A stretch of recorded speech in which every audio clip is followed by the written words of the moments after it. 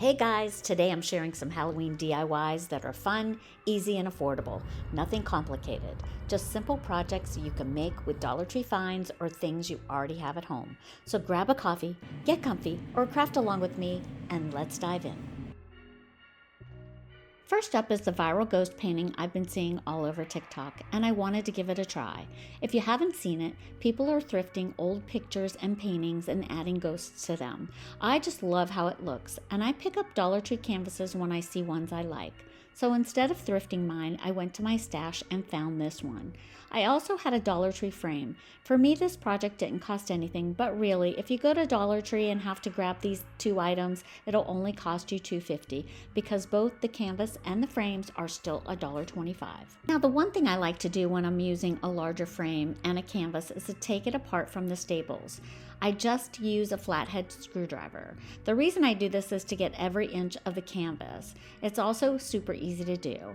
I save the wooden frame and the sawtooth hanger for future projects and keep it in my stash. If you're using a smaller frame, you could just cut the canvas. Then I take my frame and the canvas and figure out which way I want the canvas to go before penciling in the ghosts. I then just decide where I want to put the ghosts. The smaller ones I put towards the back to make them look further away, and the larger ones to the front. This way it gives the picture some depth. And just so you know, I'm no artist, so if I can do this, anyone can. Don't be intimidated by this project. It's very easy to create a ghost. Once the ghosts are penciled in, I start painting them with white acrylic paint. I first start with a wider brush, but then quickly realize I needed a thinner one. I like how translucent they're looking, but needed a few coats and letting them dry between coats. I decided to leave them a little ethereal looking, but you can make them more opaque if you want. Once everything was dry, it was time to go in and paint the eyes. And a little trick to get the perfect round eyes is to dip the opposite end of your paintbrush into the paint and then gently touch the canvas and adding paint as you need it. I also decided to just paint eyes on my ghosts, but you could do mouths if you want. After giving that an hour or so to dry, I then place the glass over the canvas to position it where I want it, and then trace around the glass with a pencil, and then with some scissors, I trim the canvas to fit the frame. And here's the final project. Honestly, it looks cute here, but in person, it looks amazing. I'm obsessed with how this turned out, and you can embellish the frame further, but I decided to keep it the way it is. And with those little copper baby shoes I thrifted, I think it makes it look even spookier. This next DIY is so easy and quick. All you need is one of the small cloches from the Dollar Tree, a package of skulls that they have in stores now, and you can even use the eyeballs if you can't find the skulls, and some string lights. My fairy lights are from Amazon. I like them better because they come with batteries and the battery pack is very small. Plus you get a pack of 6 for $5. But you could use the Dollar Tree string lights if that's what you have. Both will work, and if you're interested in the ones from Amazon, I'll leave a link in the description box. So I just started by adding a third to a half of the lights to the cloche, and then I start placing the skulls one by one, making sure they're facing the right way. So when you flip it over, they aren't upside down. And once you get them the way you like them, it takes some finagling, you are actually ready to add the bottom. And there you have it, a spooky addition to any tablescape or display. I just love how this turned out for very little effort and just about $4. The next DIY was inspired by these Anthropologie spider candle pins that will cost $26 for just 4 pins. So we're going to take 3 candle holders, some taper candles, and spider rings, all from the Dollar Tree. And then you'll just need a pair of scissors and hot glue. And while your glue gun is getting hot, you'll snip off the ring part of the spider ring so you can glue it onto the candles. You could also use thumbtacks to make it more like the inspiration, but I'm just going to display the candles so it's not necessary. And once you're ready to start gluing, you'll want to play around with the spiders a little just to figure out where you want to place them. And just like that, you have some cute Anthropologie-inspired spider candles. And the best part is that each one will cost you less than $2. This DIY inspiration comes from the Pottery Barn Lighted Skull Cloche. And I knew with this large Dollar Tree cloche and skull head with the raven for $1.50, we could make a much more substantial piece. And with these willows sprayed black, that they would work. I also picked up the black roses and already had this tray in my stash, but if you don't have a tray like this, you can use a pizza pan from the Dollar Tree. So once I sprayed the tray and the willows black, I was ready to assemble. Now I laid out all the extra Halloween supplies that I had on hand so I could play around with what would look good. And I don't use everything, so just use what you have. And once I decided where I wanted the skull to go, I dry fit the cloche so I know where the edges are. I then mark it so I can stay within the parameters of the cloche. Then I'm able to start gluing down some Spanish moss. I'm not going to glue down the head because I just want it to be easier to store, and if I can take it apart a little, it will be. So I just start playing with what I have to see what I like and what fits, cutting stems, flowers, and the spiders as needed, just gluing and adding. It's a fun project to see come together, and if you can find the willows, don't worry, Amazon has some stems that would work great, and I'll leave a link in the description box.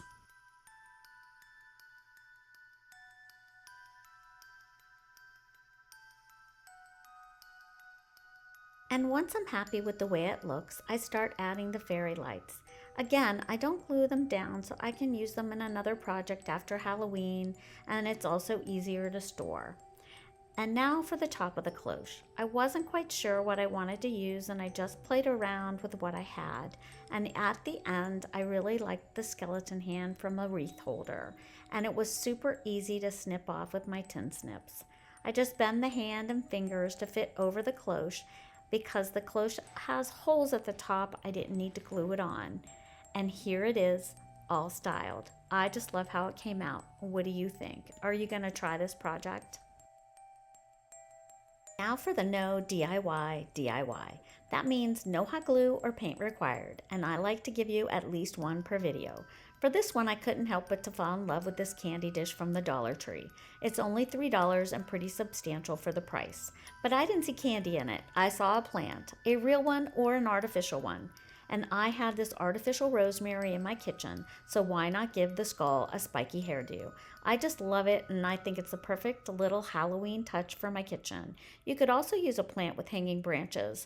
It's just the perfect no DIY. For the next DIY, the inspiration comes from the Pottery Barn skeleton tapered candle holders.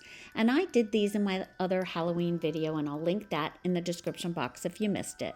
But I used the white skeleton tongs, and when I saw the black ones, I knew I had to use them too.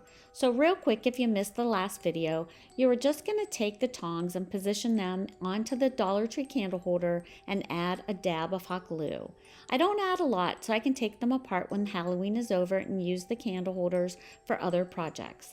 I also pair them with the tapered LED flameless candles for safety. I get mine from Amazon because I don't care for the Dollar Tree ones. They look fake to me. I also like the Amazon ones because they come with a remote and you get 6 candles and 2 remotes for $9. I'll leave that link in the description box if you're interested. And here they are styled. I think this version came out a lot closer to the inspiration, and these would look great on a dining room tablescape or a Halloween display, and it's very budget friendly. The next DIY comes from all the black pumpkins that I'm seeing everywhere, and I like how Pottery Barns looks like terracotta. So I thought I'd give my lighted stacked pumpkins that I've had as a part of my Halloween decor for years an update, and it's super easy to do. I could have sprayed painted them, but I wanted the orange to remain inside. So I took some black paint and baking soda to give it some grit and make it look like Pottery Barn's terracotta ones. It took a couple of coats, and you need to let them dry well between coats. Now you could leave it like this, but I wanted to give it a little more aged look. So on the last coat of paint before it dries completely, I started applying flour using a tea strainer and sort of sifting it all over. And if you have a sifter, that would work great. Oh, and lay down some wax paper before starting the flour. It's pretty messy. Once everything is dry, you'll take either a soft paintbrush or a makeup brush and brush away the loose flour. And here it is, all lit up. I think it really updated my stacked pumpkins and gives them a more high-end look. And in this styling picture, they look a little bit whiter than they really are, and I just love how they turned out. Now these ghost candles I'm going to make come from a TikTok I saw and wanted to try. So what you do is you take some tapered candles and put them in a container and add some very warm water but not boiling. You soak your candles for about 10 minutes. And when they're soft enough, when you can start to mold them, you curve them into shapes. You want to vary the shapes and make each one look a little different. Now when I started to mold mine, the first one broke. And the other two cracked a little, but I kept them in the video because they did turn out cute. I just won't be burning them because it will be dangerous. And if you know of any way to do this without cracking them, please let me know in the comments. I also used a Sharpie for the eyes, but you could use paint as well. And here's the final look. I think they are adorable and would look great in a big group or in a candelabra. What do you think? Are you going to give this one a try? So this DIY comes from all the leftover pieces I had from all the projects. And I decided that I would take an old pot I had that I was already white and turn it into a ghost. If you don't have a white pot, you can always paint what you already have. So I took a Dollar Tree black vinyl and cut out eyes and a mouth and added them to the planter. And then with the leftover pool noodles from the lighted tree DIY in the other Halloween video, I created a base to use for the leftover willows and black flowers, and adding the leftover ornaments I had from another project and putting them on bamboo skewers. And instead of spending time painting the skewers, I just colored them with a Sharpie. Then I added some of the leftover spider rings and kept going until I was happy with the outcome.